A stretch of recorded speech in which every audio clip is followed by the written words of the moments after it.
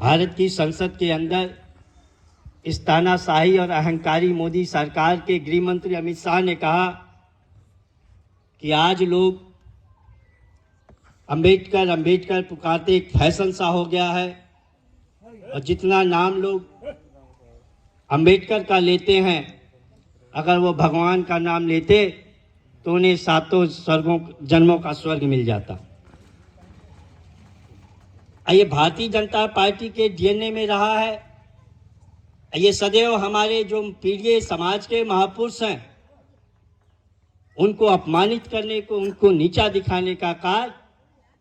ये बीजेपी के लोग और उनके संगी साथी लोग करते रहते हैं। बात यहीं तक नहीं रुकती है कि इस देश का गृह मंत्री संसद भवन के अंदर बाबा साहेब के खिलाफ कुछ बोलता हो, वक्तव्य देता हो। अभी कुछ दिन पूर्व दिल्ली विधानसभा का चुनाव हुआ, भारतीय जनता पार्टी की सरकार बनती है और बीजेपी की मुख्यमंत्री जो चुनी जाती है वो सबसे पहले मुख्यमंत्री कार्यालय से बाबा साहेब के चित्र को हटाने का काम करती है। ये बीजेपी के लोग हैं, ये न तो बाबा साहेब को मानते हैं और न तो उनके द्वारा बनाए गए संविधान को मानते हैं। आज हमारा देश लोकतांत्रिक देश है और मैं समझता हूं किसी भी लोकतांत्रिक देश का सबसे बड़ा धार्मिक ग्रंथ हो सकता है तो उस देश का संविधान होता है। और बाबा साहेब ने जिन्होंने इस देश के संविधान को लिखा, उनके खिलाफ अगर देश की संसद से कोई आवाज उठती है तो निश्चित रूप से हम आज जितने भी समाजवादी साथी हैं उसकी घोर विरोध और निंदा करेंगे। समाजवादी पार्टी के राष्ट्रीय अध्यक्ष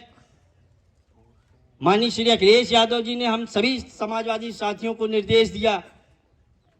कि हम गांव-गांव जाएं, गली-गली जाएं, मोहल्ले-मोहल्ले जाएं और इस बात की चर्चा करें कि ये जो मोदी की सरकार है, ये जो योगी की सरकार है, ये जो भाजपा की सरकार है, ये कैसे हमारे बाबा साहब को अपमानित करने का काम करती है। इनके खिलाफ हमें एकजुट होकर संघर्ष करने की आवश्यकता है। आज अगर इस देश में कोई एक ऐसा व्यक्ति है जो बाबा साहेब की विचारधारा को आगे बढ़ाना चाहता है, जो बाबा साहेब की बातों को आगे बढ़ाना चाहता है, जो इस देश के संविधान की रक्षा करना चाहता है, तो उसका नाम माननीय श्री अखिलेश यादव है।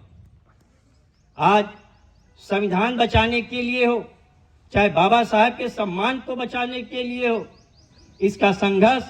पूरे देश में सिर्फ और सिर्फ माननीय श्री अखिलेश यादव जी के नेतृत्व में लड़ा जा रहा है। ऐसे में हम सब लोगों का एकजुट होकर समाजवादी पार्टी के नेतृत्व में आस्था रखते हुए और माननीय हमारे आराध्य नेता श्री अखिलेश यादव जी में विश्वास रखते हुए एकजुट होकर संघर्ष करने की आवश्यकता है।